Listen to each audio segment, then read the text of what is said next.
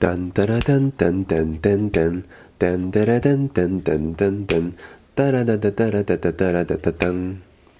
So Disneyland's electric parade, marched by charismatic Disney characters and other amusing creatures, attracts so many people around the world. But did you know that the Lotus Sutra chapter 11, titled The Appearance of the Jewel Stupa, has a similar Buddha parade? So there, the Shakyamuni explains why they are marching, who they are, where they're going toward, and it also reveals a post-parade party that takes place in the sky.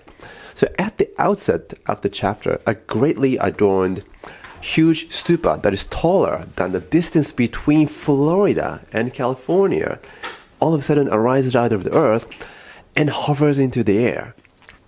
A stupa is supposedly a tower in which the relics of the Buddha are installed. It is hard to make sense of this if you follow the literal meaning. So we need to practice a symbolic rather than literal reading when we approach this chapter particularly. So with that in mind, today's video we answer these questions. Why does this huge stupa appear? What does the stupa do in the chapter 11? And in the next video we will ask what the stupa symbolizes and why it matters to your everyday happiness. But why do we even need to care about these questions? That's because this stupa is not just a fiction for an entertainment purpose. Dun, dun, dun, dun, dun, dun. Oh, don't get me wrong. My family loves Disneyland. It is rather revealing some unexpected truth about you. That's why it's important to ask these questions. Understanding the symbolic meaning of the stupa is to understand some surprising truth about yourself. But before answering these questions, we've got to know what's happening in this chapter, so that's what we're going to take a look now. So what is the role of this chapter 11 in the broader context of the Lotus Sutra? Chapter 11 is a setup to reveal an important punchline of the sutra's main dish, which is to say, the eternal life of the Buddha. So in this sense, chapter 11 is like a dining table. Without a dining table, dinner is going to be without food and drinks because no dishes can be served or glasses can be served, right? So in the same way, the Lotus Sutra without chapter 11 would not be the Lotus Sutra. But the question is, what kind of dining table is this chapter 11? So now let's take a look at what happens in chapter 11. So after the stupa arises, the huge stupa arises out of the earth all of a sudden, the audience hears a voice that praises Shakyamuni's preaching of the Lotus Sutra, and the voice comes from that stupa. So there must be somebody in the stupa. Who's that guy? That's Tathagata Abundant Treasures. So this guy is an ancient Buddha who already passed away billions of years ago. If you are into the movie, like let's say Transformers, this Buddha is like Optimus Prime, the legendary hero. Well, in that case, Bumblebee will be the Shakyamuni, but Shakyamuni is not that coward.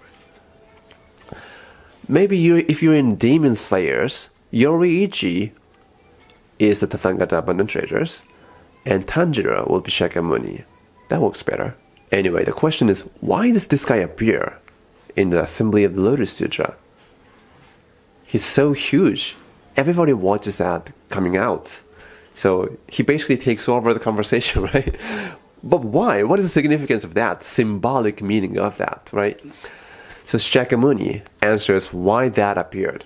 So when this Buddha was practicing the bodhisattva very long ago, he made a vow to let his stupa spring forth and witness the preaching of the Lotus Sutra when it is preached in the future. So that's why he appeared. So now we've answered our first question. But the next question is, what does this stupa do in chapter 11? Hearing Shakyamuni's answer, the audience of the Lotus Sutra assembly said to Shakyamuni, wow, we want to see the body of this Buddha. But there's a catch. Part of the bodhisattva vow that this ancient Buddha made includes the following rule. Any Buddha who wants to show my body must bring back to himself all of his separated embodiments expounding the Dharma throughout the worlds of the 10 directions, and thus gather them in one place. Only then will my body be revealed to them. So what is separated embodiment of the Buddha? Why do they need to be gathered in one place? This is very enigmatic. Then Shakyamuni, like chapter 1 of the Lotus Sutra, emits a ray of light from its tuft, illuminating the billions and billions of different worlds where all the Buddhas were expounding the Dharma. Then each of these Buddhas, together with the great Bodhisattva attendant, arrive at this Saha world. What's going to happen? They're basically about to have a Buddha party. And the party's host, Shakyamuni, is strikingly thoughtful. So let's take a look. Here I want you to slow down and imagine what we will read next would look like if you were among the assembly of the Lotus Sutra. If you're ready, hit the like button and let me know. And here's the passage. The chapter's narrative says, desiring to make room for these Buddhas, Shakyamuni's separated embodiments transformed 200 million myriads of domains in 8 directions, making all of them pure and clean. Those transformed domains also had ground of lapis lazuli and were adorned with jeweled trees 500 yojanas high, which is about the size of the North American continent, each well proportioned in its branches, leaves, blossoms, and fruit. Under every tree was a jeweled lion seat 5 yojanas high, decorated with all kinds of gems. Curtains crisscrossed with jewels were spread overhead, banners and canopies hung down. Fine incense was burning, and precious heavenly flowers covered the ground. Did you imagine this? How beautiful this is! I suggest you pause, play, and imagine, once again, this part of the video many times so that you can invite yourself to the world of the Lotus Sutra. How would it feel to march across this land between these adorned huge trees with a bunch of Buddhas and Bodhisattvas? What if you were among the Bodhisattva attendants? How would it feel to receive this hospitality of Shakyamuni? What if you were the one who was worthy to receive all of this hospitality as a great Bodhisattva attendant? What if you were a separated embodiment of Shakyamuni? What would that mean to you? Let me know in comments. This is where the Disneyland's electric parade kicks in. So it is a Lotus Sutra version of the Disneyland that is precisely going on in this chapter. With that in mind, can you imagine this? All of these Mickey, Minnie, Donald, and others are Buddhas with their Bodhisattva attendants from billions of different worlds in all 10 directions. They march across the greater Lotus Sutra Buddha land. They are all going towards the Lotus Sutra assembly of Shakyamuni and Tathagata abundant treasures.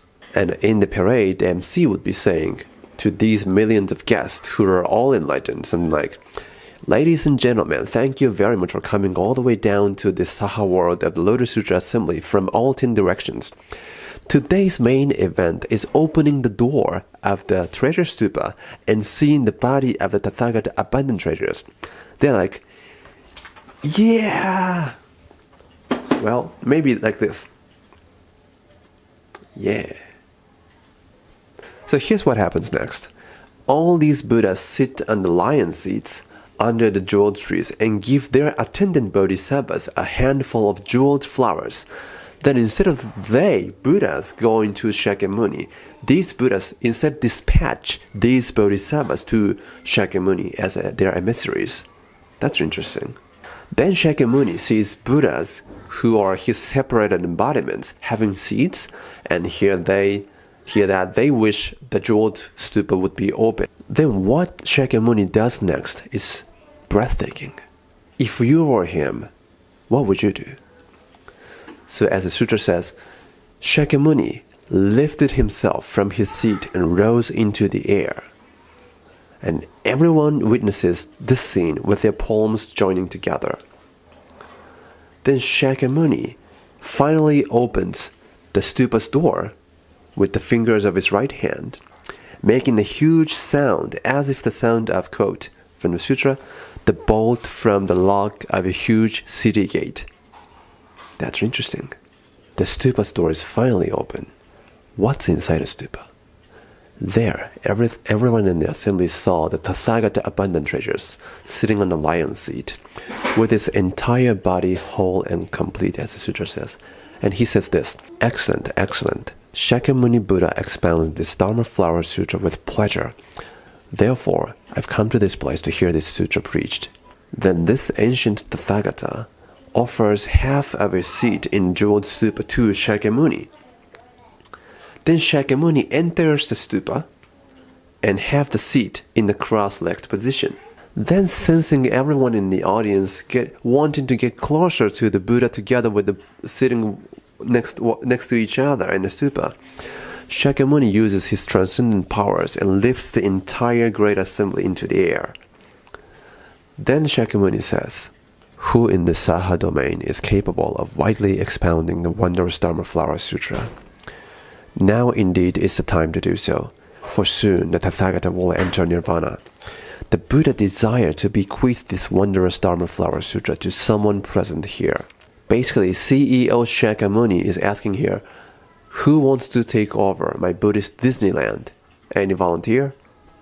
The sutra is not just narrating this as a Buddhist literature, but rather inviting you to consider this. What if you take over and widely expound the Lotus Sutra? I said yes to the CEO's offer, and my YouTube channel is one of my ways to fulfill this vow. What is your answer? If you say yes, as the sutra's chapter in the end says, you will speedily attain the Supreme Buddha way. Well, that's it. That's what's going on basically in the chapter 11 of the Lotus Sutra. But what's really going on? What's the symbolic meaning of the stupa coming out of the earth and everyone marching across the Buddha land and so on, separated embodiment and others? That will be answered in my next video, so stay tuned.